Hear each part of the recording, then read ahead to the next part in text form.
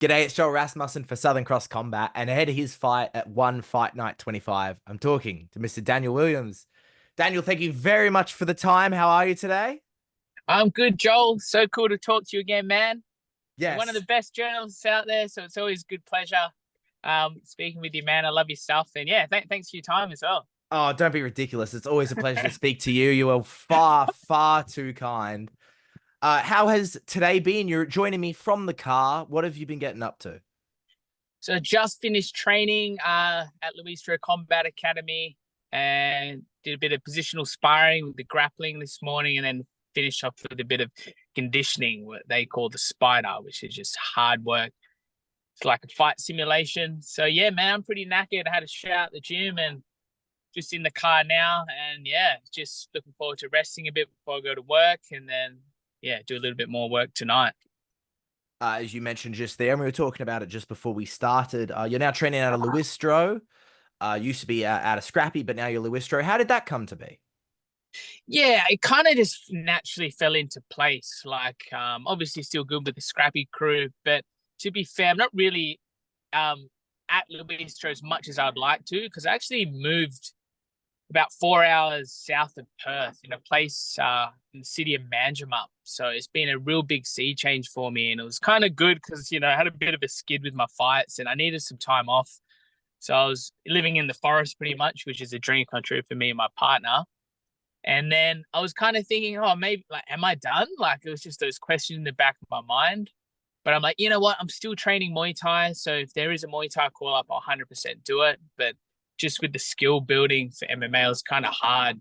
But then I got the call up from Ramel, just telling me about, hey, Cody's got a UFC fight contract and he's fighting a dude with a similar style to you with Muay Thai good skills. Like, do you reckon you could be a body for Cody and come with him to the fight and just, yeah, be a good sparring partner for him? I was like, man, yeah, 100%. I'll make it work. So basically, I was coming like back to Perth, which is like a 4 hour drive for me, pretty much like for three days of the week. And then, after that, during that time, I got a fight offer as well for MMA. And I was like, oh shit, I didn't want to jump into MMA for a while. But yeah, so then because I was already training and yeah, it just suited me. I'm like, I'll just keep this routine up. But yeah, still early days, man. I still couldn't, I'm not a good reflection of their training and their style because it's still early days, but the quality of training when I'm there has been really, really good, especially for my weaknesses because Romelo's a gun at jiu-jitsu, Cody's a beast. So yeah, it's been a good fit for me. I don't mean to start the interview by talking about other people. I was going to bring this up later, but since we're talking about him now, we'll talk about Luistro and then we'll get into yourself. I saw you in the corner on the walkout during Cody's Contender Series fight. I was like, wait a minute, I know that guy. How was that? How was it to be in the corner? How is it being like part of the team? Oh man, it was an amazing experience. I know how good Cody is. I fought him. He's my very first try of MMA. All 30 seconds of it. He got me in a rear naked choke, classic. And he was my first fight as well. So it's kind of a good story. I've always been invested in his career and I know how good he is. And the times I've sparred with him here and there over the years, like just to, be a body for him and be thought of that as well. And then to walk out with him and just see him start his UFC career, like far out, man. It was just an amazing experience and just so grateful to be in that position. And yeah, man, it's cool to see the inside of how he works. And it's just, yeah, naturally really good because I know how good of a coach Ramel is and just how he wants everyone in his gym to rise up together. He's always giving you tips and tricks, even though he's got two boys that are really high level now, Quillen and Cody. He's not just focused on them, man. He's like focused on everyone. So it's just, yeah, really, really cool to see. And I'm grateful, very, very, very grateful. What is the relationship like with a Cody Haddon? As you said, a man that you've shared the cage with. What is that when you first walk into the training room? Is there any awkwardness? Oh, bro, it's not awkwardness, it's fear. He's like, oh God, hope they don't have to do too many rounds of sparring with him now. Oh man, the guy's a workhorse. But nah, not at all, man. Not at all. Because he's just gotta work as hard as he works. And for me it's privilege because it's like you train with the best, right? You're only gonna get better yourself. So it's just cool. Talking about that collaboration, it's something I wanted to get your insight on. Um, so you're training with Cody. And Cody's a man who has also done rounds with Mr. Steven Urseg, a man that he has shared the cage with as well. It feels like, from my outside perspective over in Melbourne, Perth feels super collaborative. It kind of really feels like everyone comes together. And I feel like it doesn't really happen as much definitely in Melbourne, but some of the other places. Is that what it's like over in Perth? What is the MMA scene like? Does everyone kind of get along? Yeah, like, I think just because where everyone is, right? You got Steve, bloody like risen to the top straight away, and then Cody, he fought him as well. So when you're kind of in that league, it just makes sense. No one's really like, we're not in a level where we're gonna fight each other on the same promotions and stuff like that. So it's kind of good when everyone's at that top level. You can do that because every martial artist knows that you train with the best, you're only gonna get better. So this kind of makes a lot of sense. It'd be stupid if there was very political and the coaches didn't want us to train with each other in that, but I haven't felt that. So yeah, it's very fortunate because there's already the fighters, Steve, Cody, they set the standard. Oh, sorry, I think I lost. No, no worries. You're still good. I'm back. Yeah, because they've set a standard. Our division, like all the guys, just have to keep leveling up. So it's kind of good when you got the top guys, setting standards, and then everyone else keeps leveling up. And yeah, it is a privilege to be able to train. Like I got to train with Steve a little bit when he used to come down to scrap MMA, but probably not as much as I'd like. But it was cool that everyone kind of works together. You said you don't feel you've been at Luistro long enough to be an exact, accurate representation of them. Oh, for sure, for sure. Because yeah, like living away and being there a few days a week, it's kind of, and I've only just kind of changed, and I'm still good with the scrappy crew, so it's just kind of like, yeah, we'll see where time goes. But the times I have been there, it's been very quality for my sort of weaknesses, which is like grappling heavy, and even the striking too. Kind of like just yeah, just a lot of skill building there, which is really good. Even with that small time, it's always beneficial to mix it up with new bodies. What difference have you seen? I think, yeah, I guess just with the grappling, just having Hawkeyes, you got Ramel just watching you and hey, stop, don't do it, try this. And then you got the training partners as well. They're telling you, giving you tips, and it's just cool how the sessions I've been there, they've been open mats before they do like say MMA conditioning or MMA sparring. So it's kind of like, for me, that's really good because you're opening up. I'm starting the training session with what I actually want to do because I go into these fights really, really, really unconfident with my grappling, man. And that's part of my fault as well because, like, a lot of my career I've like worked, I prioritize work. You got to make a living as well. So, and then the times where I should be doing, say, grappling work at yeah, at certain gyms and that, but I didn't. So it's all my fault too. But just the times I've been at Ramel, it's just been good because I feel like I get to work with my weaknesses. But someone's watching you, and yeah, you always get tips and tricks. And the level of everyone there is really, really good, man. It's like shit. Where's the shit people? No, that's me. When as you said there's been times in life which any fighter goes through where it's like, I need to balance the fight life with my partner and my family life. Have you begun to put that effort into that kind of grappling training that you were touching on there? Has that begun to be more of a focus? It's begun it, that's for sure. Because I did have a bit of a time off. The time off, now I'm like, fuck, should have just been grappling, but how could I? Because I was living 4 hours away, and it was just kind of, just a weird sort of situation I was in. But I wouldn't change it too because, yeah, moving away has really opened up a lot of doors for me as well. And then being selective with my timing, and when I'm back in Perth, like, obviously Ramel's classes suit my timetable. So it's just kind of natural progression with everything. And yeah, it's cool how everything's worked out. But like, yeah, exactly. Early days, we'll see where the next year goes. And it's just happy to be in a position, and hopefully, shouldn't say hopefully, knowingly, that when I go on my next fight, I'm not like, fuck, hope he doesn't take me down. Uh, we talked about it last time. I don't remember if it was on camera or if we just were chatting afterwards. But you were running a business out of Perth. Now that you're 4 hours away, are you still working in Perth? Yeah, so I still come up and I do like 3 days there, and business actually for sale now, so the next few weeks will be sold, and that's going to be a huge weight off my shoulders, man. Because yeah, it's kind of like juggling that with fighting the last 3 years has been absolutely insane. Like far out, man. Like I never say never because it's never too late to dive into what I'm doing now, working hard and focus on the skills, but just looking forward to that chapter closing and the skills I've gained from that's remarkable as well. So it's just looking forward to the future. Congratulations. That's always a huge step. And I Thank hope you. the business deal goes through and everything's fine, or everything Yeah, gets signed off.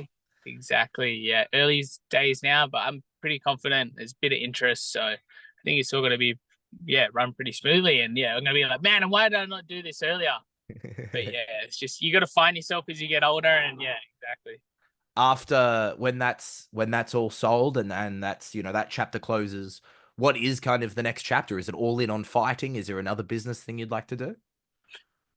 I haven't thought that far ahead yet. I've been renowned for that in my past. Like you plan your future way too far. You tell everyone your goals. You put a lot of pressure on yourself. So now, like right now, man, I'm just focusing on this fight, selling the business, and we'll see what happens. We'll see what opens doors after that. Because I'm not gonna bleed into it too much because I got a big task ahead, and that's pretty much consuming me at the moment. Talking about that task ahead, you are facing Banma Duji. I believe I'm pronouncing that correctly. Not sure of the order. I'm not sure if it's Duji Banma or Yeah, Banma Duji. If yeah. anyone who knows him is watching, I apologize. Uh, but what do you make of him? Yeah, I was actually matched up with him like in when I first signed with One. He was going to be my first, so I fought the Rodtang fight, and then I was supposed to fight him next for MMA. And so I've known him for a long time, and I've watched a lot of his fights. So getting that offer again, like, it's kind of like, all right. Like I said before, I wasn't sure if I wanted to do MMA for a while because my last fight, I know there's just a lot of skills that I need to work on, and like actually spend some time on it, respect the sport in that sort of aspect. Because in like where I'm fighting now, I'm always going to come across like beasts. So it's just gotta put the skill work in. And but this guy, I think it's a good matchup because he is more of a striker too. But he shoots a lot of takedowns, and I think he's full-time training. Like he was like at some Enbo Fight Club, which taking disadvantaged kids, and that's their job. So, and his first fight, I felt like he lost to a dude that I beat, and I felt he didn't have too much heart in him. He kind of like when he didn't put him away early, he like his heart kind of dropped, and then the second fight he came out really hard. So I'm expecting just a better fight, a best Banma Doji, but I feel like it's a good. I feel like it's a good evenly matched with the skills. So I feel like this is a great fight for me. You mentioned there, that kind of skill and what you see in him.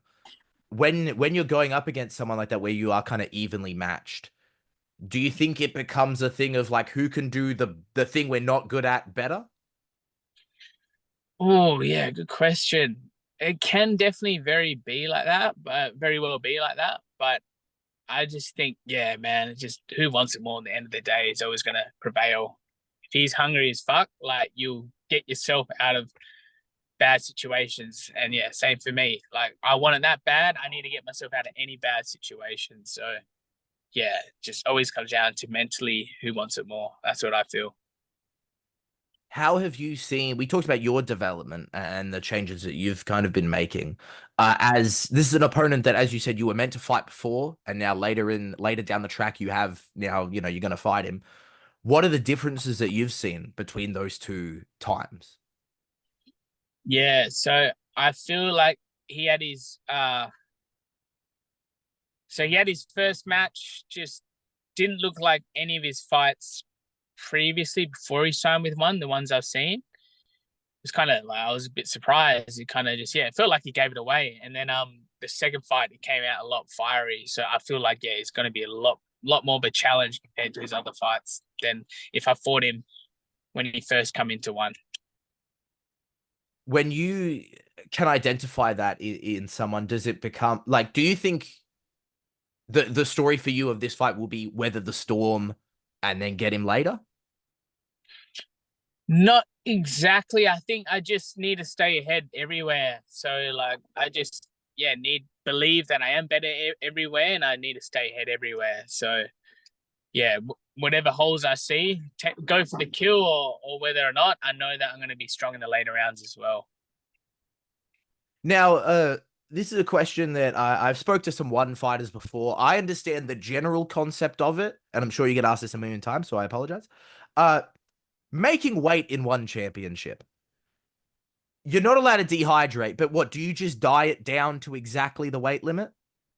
Man, that's what I always done. But the last three fights, it's been really challenging. The whole camp is about literally making the weight. So I come back from training, I can't eat, I'm too heavy. So that's why this fight, I've stepped up in weight. Like, because it was just consuming me, man. Like the whole making weight was the whole pride of the fight, making the fight. So it's hard. Yeah, exactly. It's like making that diet sort of change. Oh, of course, there's ways around it. Like, people, they smash heaps of water before they do the cut, so their first piss is hydrated. There's other ways as well, like wrestling techniques that I've never tried.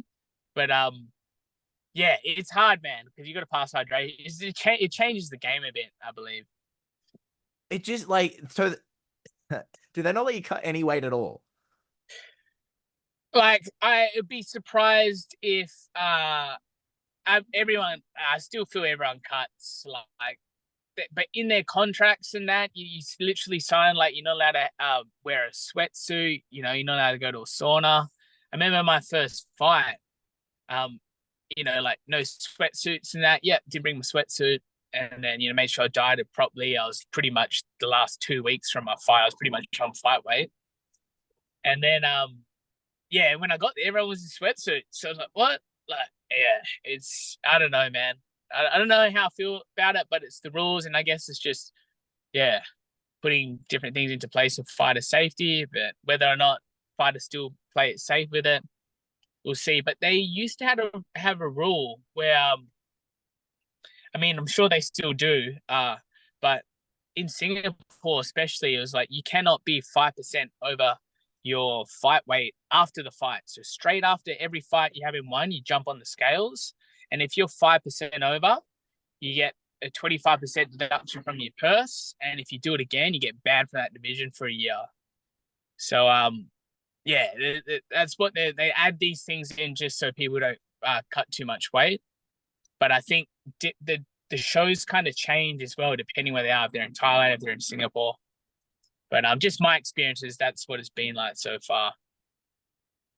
That's fair. I just like when I really thought about it, as I said, I always knew about the hydration, but as I see more of the sport and as I go to more weigh-ins and see it more, I think like, how could you diet all the way down exactly? Yeah, exactly. Yeah, exactly, man. But yeah, like it's a challenge. Like it does. Like I said, the last three fights have been really challenging for me. I naturally got bigger. The first three fights of 91 was like a breeze, but yeah, now it's just like, all right, okay, I'm jumping up in weight. So now, yet again, just to clarify, because of the weight cutting and not being there, every name has been shifted up. So is this fight? This is flyweight, right? It's called This is flyweight. yeah, but it's 135. 135. It's bantamweight in the UFC, like the other most promotions. Yeah. How is that? How is it to not have to, not the name thing, how is it to not, necessarily have to be as worried about the weight now? Yeah, like man, because when they offered me the fight, I was in a situation where I was living like, I was like, man, you can get to Ramel's like 3 days a week. I don't know if this is going to be right. And I was just like, I don't want this fight camp to be consumed about me making weight. So when they offered me the fight at straw weight, 56.7 kilos, which most of my fights have been at, I just said like, I'll do it at 135. And I know he's fought at that because his last fight was at that weight. So I'm like, surely, and his other fight before that was at straw weight. So I'm just like, surely, we can make that work. And they came back with that. So I think it's just he's naturally a strawweight, so it's kind of like, yeah, it made sense. Like we both fought at strawweight before, so we're just going up, doing each other a favor. Yeah, yeah. Who knows? You could be massive, and he's probably like, yeah, hell yeah. But yeah, we'll see. Well, it's good that it can be something that, yeah, maybe you're not as worried about. Yeah, exactly. It's good to be able to go into this fight. It's been a long time. Like, it feels like nearly 2 years now since I've gone into a fight camp, not worrying about the weight. So yeah, it's cool. Skill building, like that's the training sessions I get to. It's about skills. It's not about, fuck, okay, I can eat this after, or maybe before breakfast, going to the training hungry. Man, it's awful. I give every fighter, like, man, if you're gonna keep doing this fight, like, yeah, just don't make that your focus of the camp, making weight. Talking about flyweights, as well as the collaboration that we were talking about before. As far as I know, he's on the other side of the country from you, but I'll still ask. Reece McLaren is an Aussie flyweight fighter for one championship. Have you ever mixed it up with him? Have you ever trained with him? My boy, I love Reece, man. Like, yeah, absolute legend. We talk all the time, always sharing each other memes and that. But haven't we've been talking about it for ages. I'm like, man, I'm flying over. Like, I'm gonna train, but just, financially being so far away, and how we're gonna make this work, and running a business, that's always been pretty hard. But we always talk about it. He's Yeah, we always talk about it. So yeah, one day. Here's a great excuse to put your friend over here. The title in his weight class, and now your weight class, lays vacant. Who would you like to see fight for that title? Man, I'll Reece 100%. I want Reece in there. He's the champ. Like, and don't get me wrong. Like, I don't know if I'm going to stay at this weight for a long time. But I'm still feeling very much like a strawweight, because I am naturally small. I'm fighting all the 135, like training with Cody now. I'm a lot smaller. But I want to see Reece, man. I want to see him. He's been deserving of it. Like, he's surely got to be the longest active fighter in one championship. Like, surely. And he's just been in that top 5 for how long? And just like, yeah, give him a shot. I believe he has been in the top 5 rankings since one championship instated the top 5 rankings. He has just been there the whole time. Far out, hey. Yeah, the dude's a legend. And like, yeah, I love his like mentality and his hunger for it, man. He knows he'll get there. So yeah, let's make it happen. And talking about the man who used to hold that title, Demetrius Johnson hangs it up. He retires. Being the smaller guy in MMA has not always gotten the respect that it deserves. And I feel like he was a man throughout his career who got underrated, and he did do a lot of work to put the lighter weight classes on the maps. Were you a fan of DJ, and what were your thoughts on him? Yeah, for sure, man. Always a fan of him, and his fight IQ was always just astounding. Like, it's just how he could just mix things up, and he's big on the skill building. Like, that's his training. Like, his coach Matt Hume, yeah, they're big on the skill building. So that guy's put a lot of training in, and it just shows, man. And that's like a real perfect athlete, right? Good wrestling, good striking, good verbal IQ. Like, he's, yeah, just a smart dude. So yeah, definitely inspiring. And I think like he's inspired and shaped a lot of people in our division to be at his level, aspire to get there. Is he someone who inspired you? Yeah, like later in what, man, I'll be honest, like I didn't see him too much in the Ultimate Fighting, like the UFC. So I kind of caught on to him later when he come into one. So it definitely inspired me in one for sure. Just watching all these older fights in the UFC as well. But yeah, just it was later. It was later than not when I started MMA, that's for sure. It was just kind of like when you watch him fight.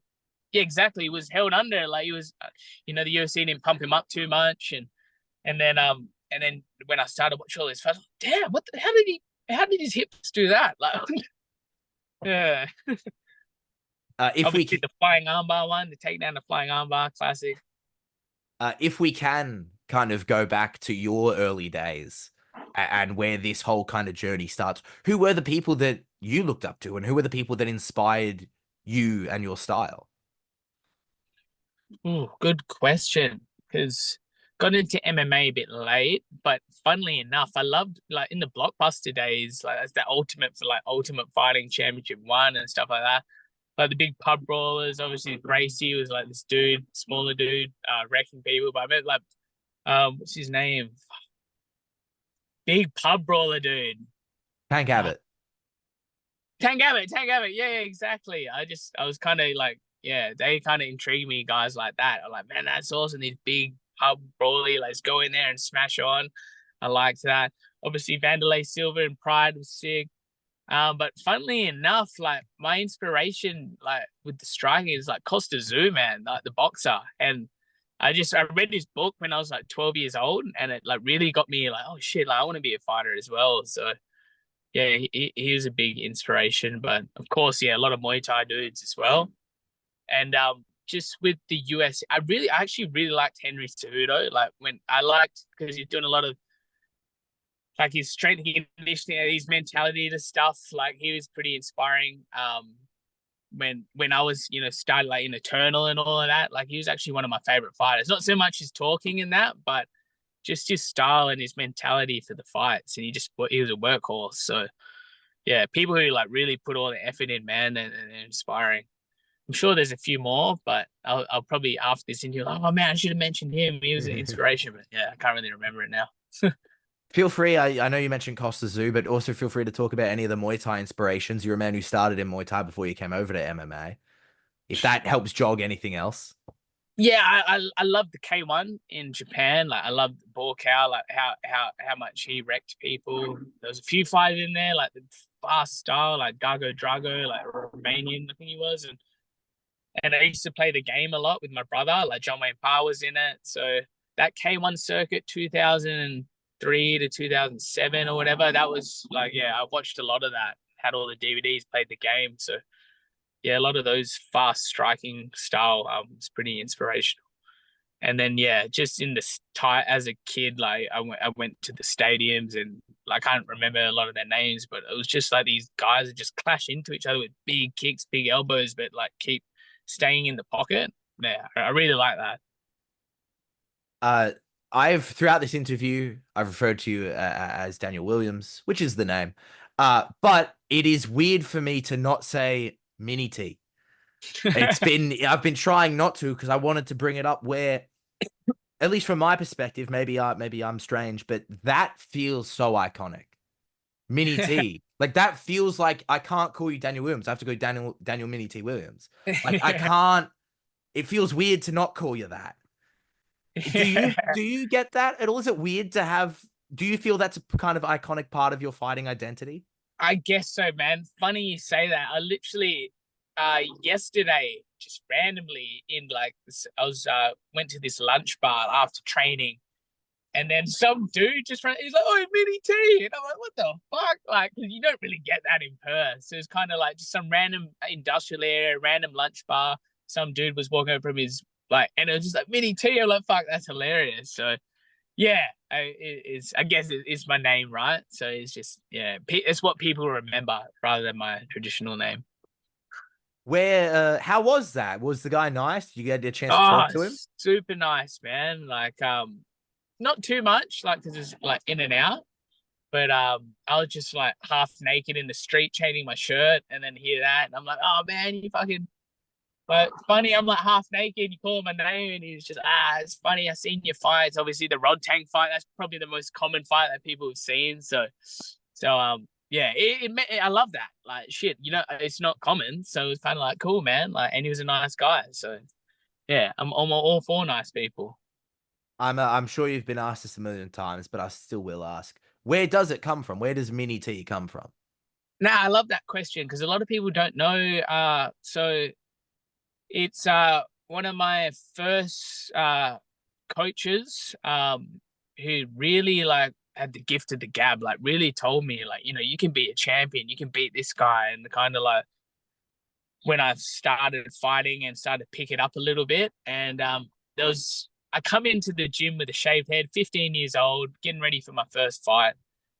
And he goes, "Oh shit, stand over there." And there's this big poster in the gym. There was a fight with the Duke or Nathan Carnage Corbett versus Tyrone Spong, and he just thought I looked like Tyrone Spong. He's like, "Oh shit, I'm gonna have to start calling you Mini Tyrone." And then from there, everyone in the gym started calling me Mini T, and then it went to like Mini Ty, Mini Terminator. So there's a million things. Mini T could be everything. So it's kind of cool. Like no, but originally it's from that coach who thought I looked like another fighter when I shaved my head. There is something I think very freeing about you can be anything. What's your favorite when people like when it turns into those different things? What do you like to pretend that it stands for? Oh man, I don't really care. I don't think it's just Mini T. It doesn't mean it. I think just that Mini T is what it is. But one of my favorites is to do the gym, Murder T. That was the funniest. Like, and there was a period where everyone used to call me Murder T. Like, you got to bring that Murder T haircut. It was like getting ready for. I had a mohawk, and I was like on a streak of fighting. I had a few knockouts in a row, so they started calling me Murder T. And then I kind of transitioned to MMA after that, so that name kind of left. So it's just I love the variations, man. It's just yeah, I feel like it can mean everything, so it doesn't bother me what people think it means. But yeah, it's just funny. I don't know if every time someone asks you that, you should change like what it stands for. Yeah, Just every I time. reckon. Hey, just it means this, but yeah, I like that. I'm not sure. The scene's small, so I don't know if you would have crossed paths with this guy. There's a guy down here in Melbourne, Troy Fumo. I'm not sure if you know him. Yeah, yep, I've definitely heard his name. Yeah, yeah, he Muay Thai dude. No, MMA no, now. he fought on the Hex. Wasn't he like a title holder in the Hex amateur title? Yes, amateur, I Yeah, believe so. Yes. yeah, yeah, yep, true. Yeah, yeah, He's yeah. the reason I bring him up is just talk about the iconic name things. He's Troy, nickname Boy Fumo, Troy Boy Fumo. I can't see him without calling him that. It's weird if I don't call him Troy Boy. It's like Troy Fumo feels weird to say.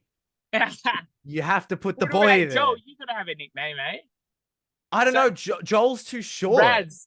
Yeah, Well, that's a classic. Razza. yeah, yeah. I think that's what Ramel said. Joel Raz. Like, yeah, Yeah, exactly. The yeah. last name's too long and the first name's too short. Typical Australian ways of making nicknames, eh? Just Pretty shortening much. stuff. Pretty much. If it has to end in a Z or an A. Those are the Yeah, two yeah, options. Raz or Razza. Those are the two options. Everything yeah. else doesn't matter. Um, Talking about old coaches and new coaches and all of that. You shared some photos recently from a old Muay Thai fight on your Instagram. Where were those photos from? Man, yeah. So like making this thing work for me, right? To living down in the country and then down in Perth while I'm training. And I've been living at my parents and going into my old room, the old hard drive. I had a trip down memory lane, looking at all these old photos, man. It was such a spin out. And then like, holy shit, there's all my fight videos. Oh man, remember this fight? And it was just cool, like watching some old fights. And then just yeah, seeing a lot of the photos. I'm like, oh, that was such a cool experience for that fight show. So the big guy in there, Mark Poutney, he's a guy who named me Mini T. And yeah, that was actually my fourth fight. I thought it was my second fight, but I must have been hitting the head too much. But yeah, it was my fourth fight. And yeah, just a good time in my life, just the world's your oyster. You're starting to fight, you're having a few wins under your belt, and then you're like, shit, you want to be a champion. So it was just really cool trip down memory lane, man. Just seeing some old fight footage and good timing as well. Like, with the next fight coming up, you got to remember where you come from, and like, yeah, that adds to the confidence. Like, man, I've been doing this for a long time, and like, remember that boy, remember your mindset there, and like, look where you are now. So it's really cool to have a trip down memory lane. You mentioned it there that it was cool to have, but when you look at that young man who's just dipping his toes into the sport and look at yourself now fighting on that world stage in a different sport, now in MMA. Yeah. How is it? Like, what do you make of the journey? Yeah, like I gotta like, man, I look at the positives, right? Like I'm just, yeah, exactly, very grateful. Gotta understand, like, shit, man, the journey, the amount of years I put into this. So, and I'm still going and I'm still hungry. So that's what I'd taken away from that. And just, yeah, cool to be where I was. Like, oh my God, what stance am I in? And like, gee, like just, yeah, like because I've always been pretty hard on myself, but it's kind of like good to see those old footage and like, hey, remember where you come from and like look where you are now and look what you're doing. So just yeah, it's really important to see, I think. Because I And we forgot a lot of I forgot about it, man. Like it's just yeah, a lot of photos, a lot of like shit. Like it's good to have that because yeah, it's good to remember. Like fuck, man, you've been doing this for a long time, and like yeah, the life journey through that rather than going into the next fight, just kind of forgetting that. And yeah, it was good to see. we talked about it earlier, the being in the new gym, be coming in. They've asked you, hey, can you please come and train our guy for the biggest fight in his life? And you're like, sure, I'll be your body. Uh, how is that now to be when you look at that photo, as I said, you're a young man dipping your toes into the sport, and now you're in there with these next group of guys who are coming up and these kind of young, Yeah. hungry lions. How is that? Oh, good point, man. Because it really like it's cool, like this next generation of fighters coming through, man, and to be a part, like help with that, and then I like the future's good, man. Always a martial artist. So when I'm all done fighting, which could very well be soon, it's just cool to be able to like I've been in a position where I have helped out, like you know, being a body, being a coach, and like sharing experiences. Like it's cool. It's kind of like sweet, man. This is cool. Like it's the full circle of martial arts and not hanging on to that, like fighter mentality. Like it's kind of like cool, man. If there's guys in the gym that want to get held pads, 100%, I'm gonna help them hold pads. And yeah, it's just cool. Yeah, it's cool. I'm glad you said that. It's a cool, like, yeah, it was weird, man. It was weird, like shit. I remember Ramel saying too, kind of like, man, is that really like, do you just want to jump in that ring? I was like, oh, actually, not really, man. Like, I'm just kind of like, want to, like, it's their time, like everyone else's time. So it's kind of cool. But I know I have my time, but it's kind of cool to share a bit of my knowledge now as well and not just be selfish with like, all right, I got to get this first. And it's just, yeah, cool to give back a little bit. You mentioned it there where that ending may be soon, and you said you're not looking past this fight. But is Mhm. there a timeline? Do you have an age or something, a certain number of fights? Do you know when it is time? Nah, not really, man. Like I'm just yeah, take one fight at a time, and it's just like you have this fight, your body's good, feel good. You get another fight off it. All right, we go.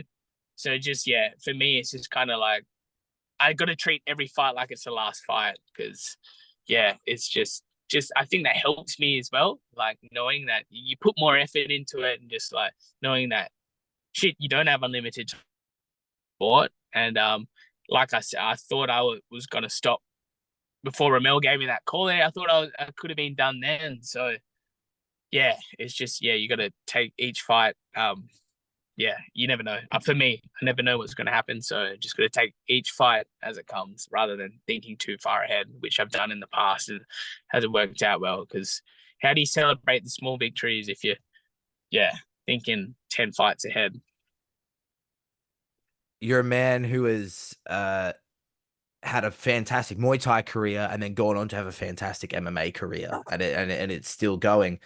Uh, I respect all fighters, no matter what they've done, and that I understand. I can understand how an intense mentality is needed. However, throughout this interview, I think you've come off as very grounded, someone who's able to say like, "This is what I'm good at, this is what I'm bad at, and this is how I'm going to get better at it." How do you stay so grounded? Oh yeah, I man, like I think moving to the country has been amazing. Like shit, like I feel like a lot of my fight career is like I want to like be like make myself something, get financial rewards, and like be able to set myself up so I can have a gym and stuff like that.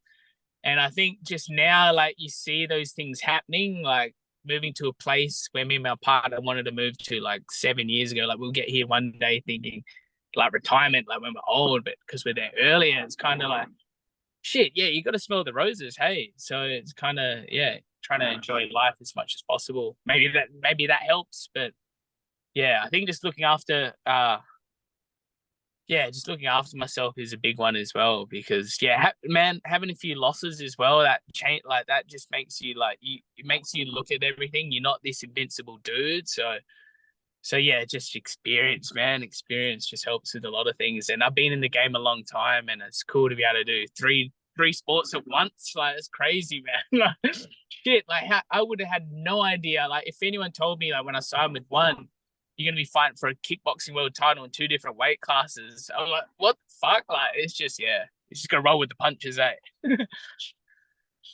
Final few questions from me. You've mentioned it there. So have you gone full like farm life? Not exactly, not as much as I want to because I'm still half in Perth, but I yeah hope to eventually.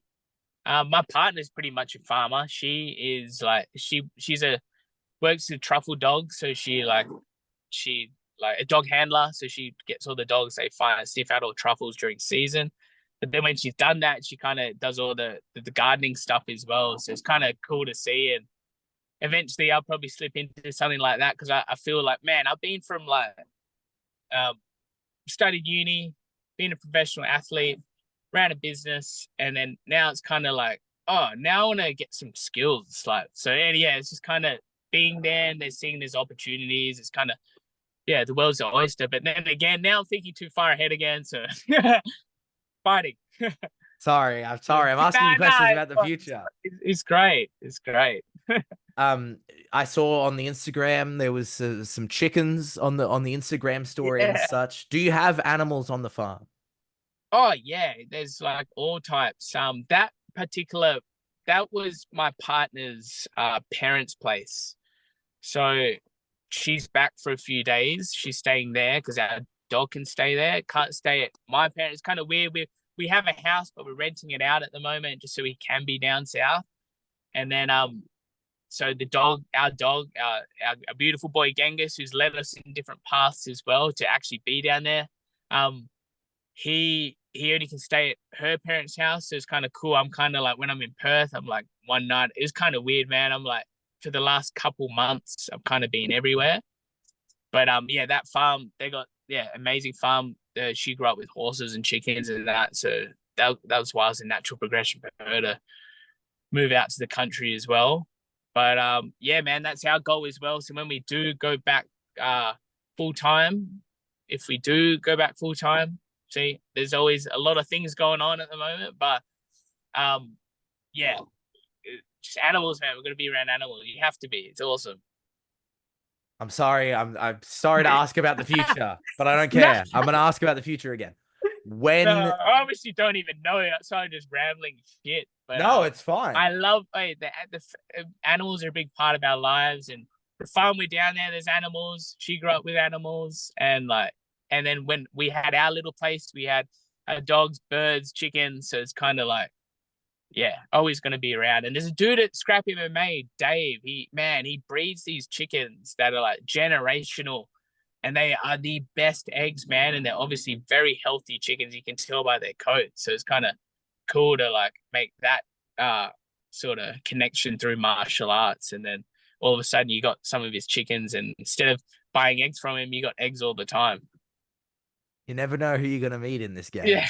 martial arts. I bet you've met a few crazy people, man. I reckon like what you've done with the sport, you've met so many cool fighters. Yeah, and I'm talking to one right now. Oh, If I only don't know. I'm just closing in on the second year, and it has been a crazy journey. When it is day, right off into the sunset, you're just gonna like live on the farm and just like be a loner and a hermit. Oh man, that I mean, like that sounds cool. Like I'm definitely like an introverted dude that way, but nah, man, martial arts is always in me. So I love fighting. I love that so much. That's why I bloody left the farm to come back to Perth, live at my parents' house, and like just to pursue this still. So yeah, when when it's all if I once the fighting martial arts, man, it needs it. Like shit, there's a lot of kids there, and like man, that'll be a cool natural progression to to give back to martial arts and give it to a whole new location. That'll be a dream. But yeah, like I said, it's just hard looking past because it changes all the time. Every fight, man, my future outlook, everything changes. So just gotta roll with the punches and yeah, just live in the present moment. And that's what I'm trying to do to my best ability at the moment, and just yeah, focus on the one thing. Do you still play guitar often?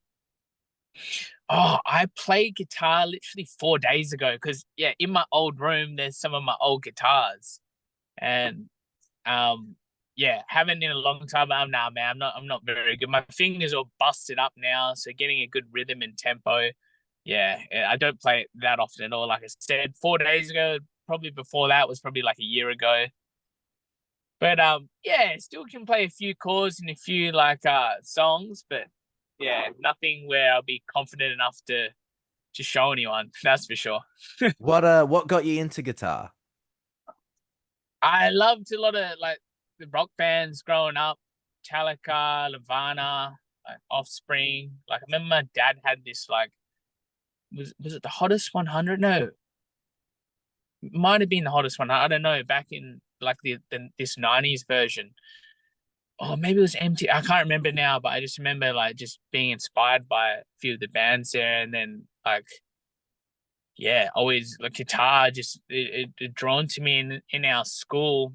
Um, yeah, there was like this people like we had this course thing where you could actually like try different instruments, and I was really drawn to the bass guitar.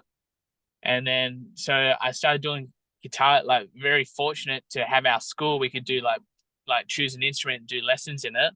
And then I just loved the bass guitar. And then from there, the same teacher taught electric guitar, but it wasn't part of the school bands or anything. So I was fortunate enough to play like guitar private lessons and then get bass guitar for the school band. So yeah, that was pretty much my primary school days, just playing in bands, man. It's cool. Is there another universe where you follow that and rather than being a Oh, fighter, you're a rock star? yeah, for sure. And one of my best mates, Jordan, his dad was a pretty known musician, played in a one of the most known cover bands here in WA at the time. And I actually brought him into Muay Thai. So he's a Muay Thai fighter. He fought on one a couple of times, and it was kind of cool. So after primary school, like I went to high school and connected with him, and he brought me back to his house. His dad all the guitars, and then ended up buying a guitar off his dad, and it was just kind of cool to be able to continue that out. And then we kind of slowly transitioned into full time Muay Thai. So it was cool to have a buddy to go from guitar to Muay Thai. And then we always think, what if? Like, because I know my friend Jordan, man, he is really good at guitar. Like, I feel like he could have really made something out of it. But yeah, we chose martial arts. Chose getting punched in the head. Yeah, shit. Because we were talking about that like a while ago, just like our fingers now. And like, these are the tools of your trade. So trying to get the smooth rhythm on the guitar, like, yeah, man, it's all busted up now. Weird non sequitur, but it reminds me of I used to watch this remember the X Games? Oh They yeah, do yeah, like the yeah, yeah. skateboard tricks and stuff. Skateboarding. Yeah, yeah. Yeah, I as a kid I used to watch this documentary about it. It was like a documentary. It was just like here's everyone doing skate tricks and motorcycle tricks. And one of the skateboarders talked about that, where he was like, I was either going to do this or be a musician, and you can't get hurt playing guitar. So I decided to be a skateboarder. Oh, that's classic, eh? Shit, did you ever play an instrument? Yes, I did. I play guitar. Oh, shit. I was in Okay. one of those. I was in a as the proverbial shit kicker band when you're a kid. Yeah. Oh, shit. That's what I did before this. Before I was the Wow. media kingpin that I am now. Yeah, man. So you'd still be able to play pretty good, I bet. Uh that implies that I ever played good. I'm sure you did, I man. was more of a rhythm guy. I was more of a four chords guy. See, that's where I was shit at the rhythm and the timing and stuff. And I remember my what do you call it? Trainer, Teacher, my coach, my guitar teacher. Yeah, he's in his guitar head too coach. much. Yeah, yeah. He was always picking me up when they had the metronomes and like it's just the rhythm was always difficult. But they say like like um especially like drumming and stuff like that, getting that rhythm at a young age in your brain is supposed to be really helpful for I guess a lot of things in life you're learning, and then learning a new language is supposed to be good as well. So yeah, instruments is cool. Instruments is cool. Finally from me, Mini T, I've taken so much of your time and I do appreciate it. If anyone goes to your Oh man, I'm Instagram, taking up your time as well. Oh, don't be ridiculous.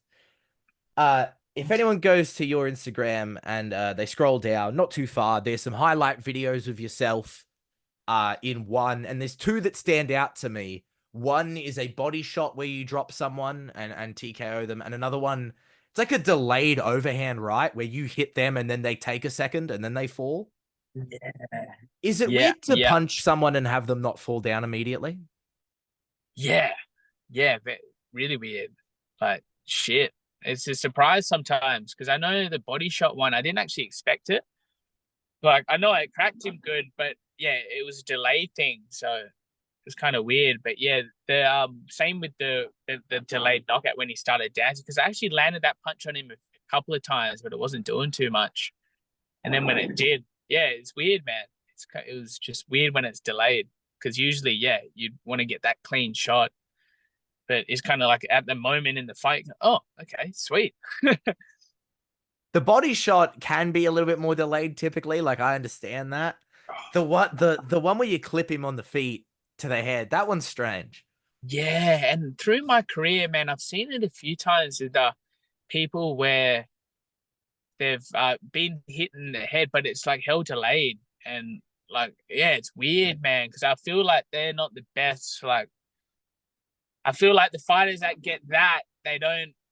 Yeah, they're not in the game too much longer because it's kind of delayed reaction with their body, and it's almost like their brains learned something that they get. Yeah, I don't know. It's weird, man. Throws me off a bit just thinking like how that kind of happens with the brain, how weird the brain is.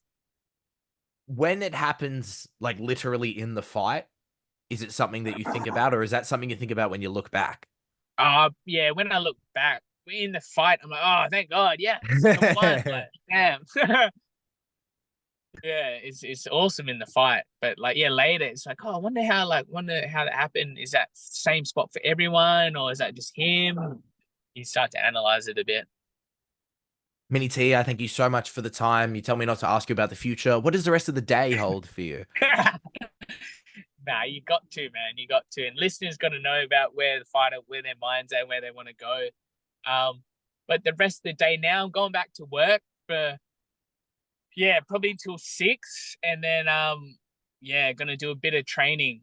Well, I should do a bit of training. I will do a bit of training, but that's pretty much today. Wednesday is always like yeah, the works. I got workers with me as well, so it's not. I can sort of be a bit flexible with what I do there, but yeah, that's pretty much the day, man. Same tomorrow's going to be the same. That's the sparring day. It's always a challenge because yeah, Cody's a machine, but hey, he's fighting a proper grappler this time, so I get a few more rest rounds. It's great.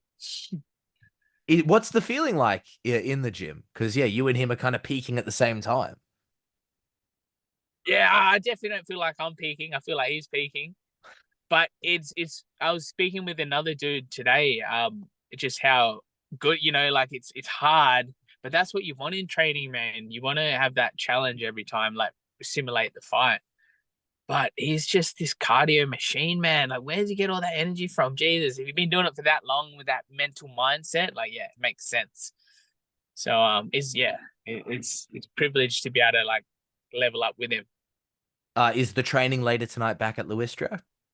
I won't be at Luistro because I'll be at work, so I've got a little station there, and I'll probably get my mate come in to hold me some pads. And yeah, that's usually like the Wednesday sort of day. Because yeah, it's where the gym is to where I work. It's a little bit too much of a challenge, but yeah, it's just making things work, just to do what you love.